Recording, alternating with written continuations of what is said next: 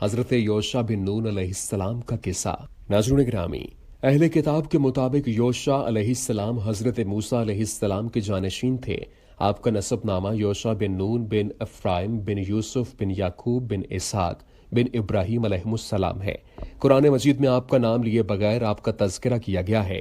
حضرت خضر علیہ السلام کے واقعے میں مذکور ہے، جب موسیٰ علیہ السلام نے اپنے نوجوان سے کہا، مزید فرمایا جب یہ دونوں وہاں سے آگے بڑھے تو موسیٰ نے اپنے نوجوان سے کہا۔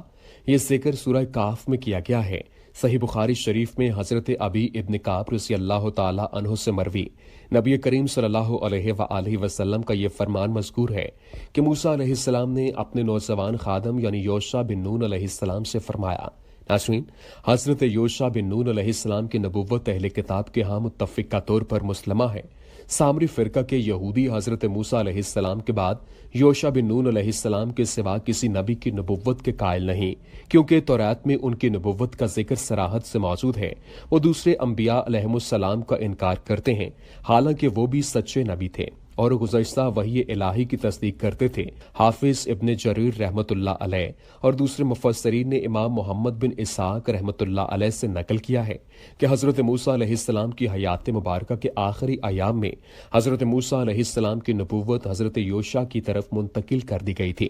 چنانچہ حضرت موسیٰ علیہ السلام حضرت یوشع علیہ السلام سے ملاقات کرتے اور ان سے نئے نازل ہونے والے احکامات معلوم کیا کرتے تھے۔ ایک دن حضرت یوشع علیہ السلام نے فرمایا، موسیٰ، آپ پر جو وحی نازل ہوا کرتی تھی میں تو آپ سے دریافت نہیں کیا کرتا تھا، حتیٰ کہ آپ خود اپنی مرضی سے مجھے بتا دیتے۔ آپ بھی مجھ سے نہ پوچھا کریں، میں خود ہی جب مناسب سمجھوں گا بتا دیا کروں گا۔ اس وقت موسیٰ علیہ السلام زندگی سے بیزار ہو گئے اور آپ کو دل چاہا کہ فوت ہو جائیں، لیکن محمد بن اسحاق رحمۃ اللہ علیہ کی یہ روایت درست نہیں، کیونکہ موسیٰ علیہ السلام پر وفات تک وحی اور شرعی احکام کا نزول ہوتا رہا۔ آپ کو اللہ تعالیٰ سے ہم کلام ہونے کا شرف حاصل ہوا۔ آپ اللہ کی نظر میں ہمیشہ معزز رہے۔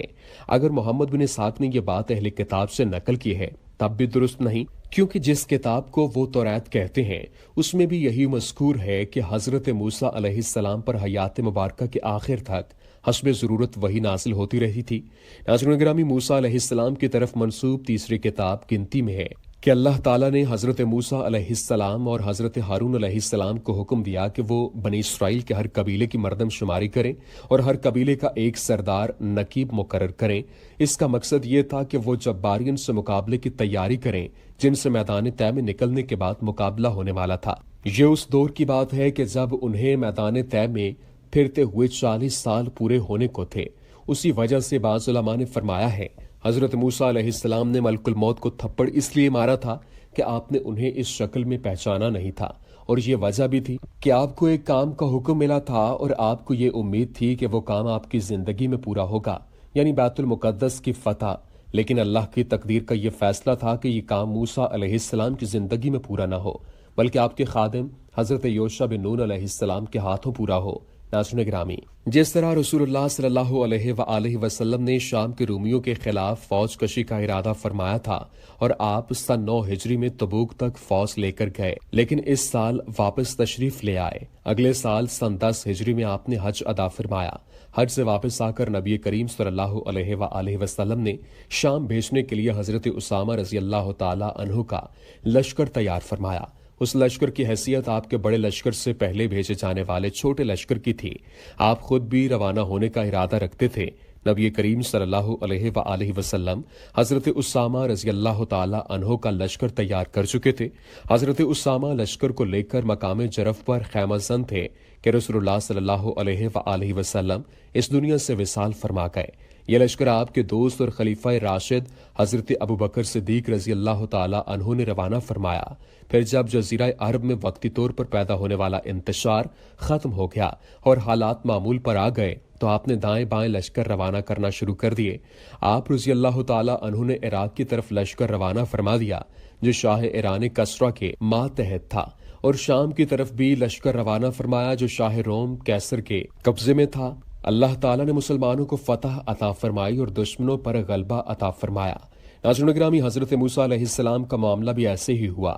اللہ تعالیٰ نے آپ کو حکم دیا تھا کہ بنی اسرائیل کی فوج تیار کریں اور ان کے افسر یعنی نقیب مقرر کریں۔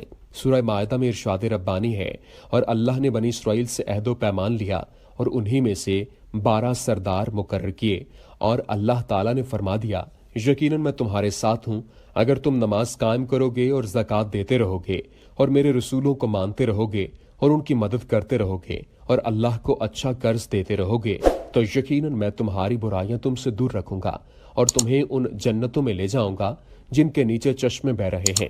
اب اس عہد و پیمان کے بعد بھی جو تم میں سے انکاری ہو جائے وہ یقیناً راہ راست سے بھٹک گیا۔ مطلب یہ ہے کہ اگر تم اپنے فرائض ادا کرو گے اور لڑائی سے اسی طرح پہلو تہی نہیں کرو گے جیسے پہلے انکار کیا تھا تو اس نیک عمل کے ثواب کی وجہ سے اس گناہ کی سزا معاف ہو جائے گی۔ ناظرین، سورہ کاف میں ارشاد ہے، اور جب موسیٰ نے اپنے جوان سے کہا میں نہیں ہٹوں گا یہاں تک کہ 2 دریاؤں کے ملنے کے مقام پر پہنچ جاؤں، یہاں مدتوں چلتا رہوں، تو جب وہ دونوں ان کے آپس میں ملنے کے مقام پر پہنچے تو وہ دونوں اپنی مچھلی بھول گئے، تو اس نے اپنا راستہ سمندر میں سرنگ کی صورت بنا لیا۔ پھر جب وہ آگے گزر گئے تو اس نے اپنے جوان سے کہا ہمارا دن کا کھانا لا، بے شک ہم نے اپنے اس سفر سے تو بڑی تھکاوٹ پائی ہے۔ اس نے کہا کیا تو نے دیکھا جب ہم اس چٹان کے پاس جا کر ٹھہرے تھے تو بے شک میں مچھلی بھول گیا، اور مجھے وہ نہیں بھلائی مگر شیطان نے کہ میں اس کا ذکر کروں، اور اس نے اپنا راستہ سمندر میں عجیب طرح سے بنا لیا۔ اس نے کہا یہی ہے جو ہم تلاش کر رہے تھے، سو وہ دونوں اپنے قدموں کے نشانوں پر پیچھے کرتے ہوئے واپس لوٹے۔ ناظرین، سعید بن جبیر بیان فرماتے ہیں کہ میں نے سیدنا عبداللہ ابن عباس رضی اللہ تعالی عنہ سے کہا نوف بکالی جو کعب احبار کا ربیب ہے، اس کا خیال ہے کہ خضر علیہ السلام کے ساتھ وہ موسیٰ نہیں تھے جو بنی اسرائیل کے نبی تھے۔ سیدنا عبداللہ ابن عباس رضی اللہ تعالی عنہ نے فرمایا اللہ کا دشمن غلط کہتا ہے۔ ہمیں سیدنا ابی ابن کعب رضی اللہ تعالی عنہ نے بتایا کہ رسول اللہ صلی اللہ علیہ وآلہ وسلم نے فرمایا موسیٰ علیہ السلام بنی اسرائیل میں کھڑے ہو کر خطبہ دے رہے تھے کہ آپ سے پوچھا گیا سب سے بڑا عالم کون ہے؟ آپ نے فرمایا میں۔ چنانچہ اس پر اللہ تعالیٰ نے آپ کی تنبیہ فرمائی کیونکہ آپ نے علم کی نسبت اللہ تعالیٰ کی طرف نہیں کی تھی، یعنی یوں نہیں فرمایا گیا تھا کہ اللہ تعالیٰ بہتر جانتا ہے۔ اللہ تعالیٰ نے آپ کی طرف وحی کی کہ 2 دریاؤں کے سنگم پر میرا ایک بندہ ہے جو تجھ سے زیادہ علم رکھتا ہے۔ موسیٰ علیہ السلام نے عرض کی یا رب میں اس سے کیسے مل سکتا ہوں؟ رب تعالیٰ نے فرمایا ٹوکری میں ایک مچھلی رکھ کر ساتھ لے لو، جہاں وہ گم ہو جائے وہ وہیں ملیں گے۔ چنانچہ موسیٰ علیہ السلام نے ایک مچھلی لے کر ٹوکری میں رکھ لی اور سفر پر روانہ ہو گئے۔ آپ کے ساتھ آپ کے خادم یوشع بن نون بھی تھے۔ ناظرین، جب بیت المقدس پر بنی اسرائیل کا قبضہ ہو گیا تو وہ وہاں مقیم رہے۔ ان میں اللہ کے نبی حضرت یوشع علیہ السلام موجود تھے جو اللہ کی کتاب توریت کے مطابق ان پر حکومت کرتے رہے حتیٰ کہ وہ فوت ہو گئے۔